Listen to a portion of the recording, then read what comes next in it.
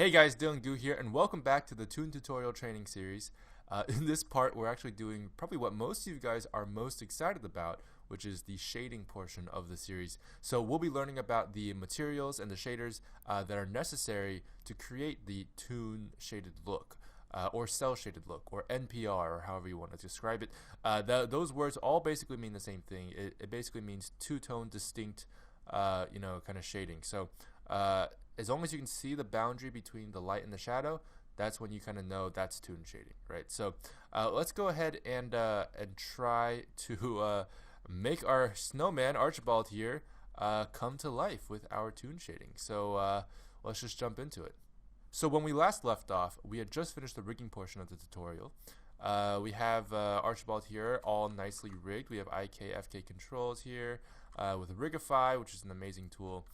We also have this master bone to rotate him or remove him however you want, which is great. You can even scale him up if you wanted to. All those sorts of things. That's great. That's great. But for the shading portion, we're not going to be touching the rig. So don't worry about that for now. What we're going to be doing is applying materials to the meshes themselves.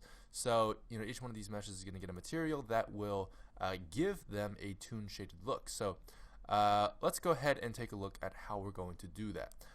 If we go over here to the right hand side, we have the properties panel, and we have several little tabs here, one of them being this little pink globe looking thing. That's what I call it. Looks like a pink globe to me, but I'm sure it's supposed to be like one of those shader balls, but that people usually use to show off shaders. But this is the materials tab. So before we go any further, I just want to double check with you guys your render engine, which is right up here. Mine says Cycles Render, and yours might say Cycles Renders as well, or it might say Blender Render. And Blender Render is actually the one that we want.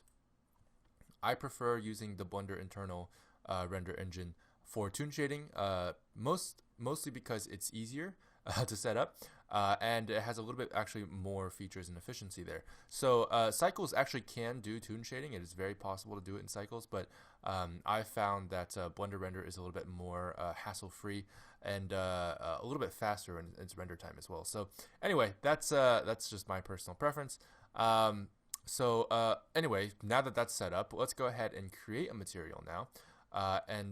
This should be a Blender internal material, which is exactly what we want.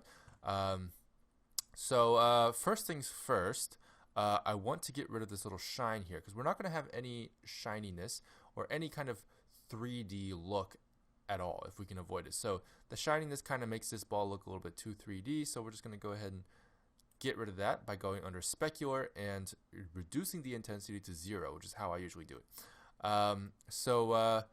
Now that that's done, we have this very nice matte color of the very non-shiny material there, which is great. But of course, it still looks 3D, so how are we going to do that? Well, first of all, the shadows are gradiated, so that gradual shadow change is what makes things look 3D. That's what makes this thing look round, right? But we don't want that. We want a toon shaded look. So toon shaded look is going to be, two distinct colors with a hard boundary. So the way we're going to achieve that is if we simply go to this ramp option under the Lampert. We can keep it as Lampert. I know there is a toon here, and people are tempted to use toon for toon shading. I personally would not recommend it. It gives you actually a little bit, it just makes it a little bit more confusing in my opinion, which it does not need to be. So we'll just keep it as Lampert, and then I'm just going to enable this ramp checkbox thing.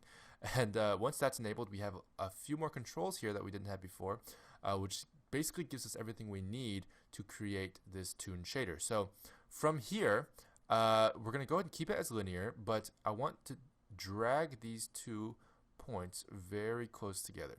And as you can see on that on here, that line kind of gets a little bit more solid.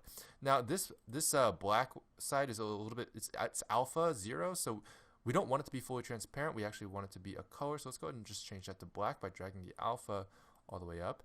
And there we go. Now you can see that this slider is really affecting how that shadow looks. Now, if you notice, so let's go ahead and drag it all the way over here. If you notice, there's still a little bit of a shyness here, and you'll notice this actually looks a lot like the toon shader. But that's actually not what we want.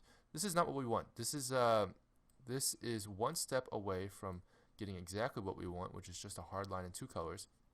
And all we got to do is change this input from shader to result.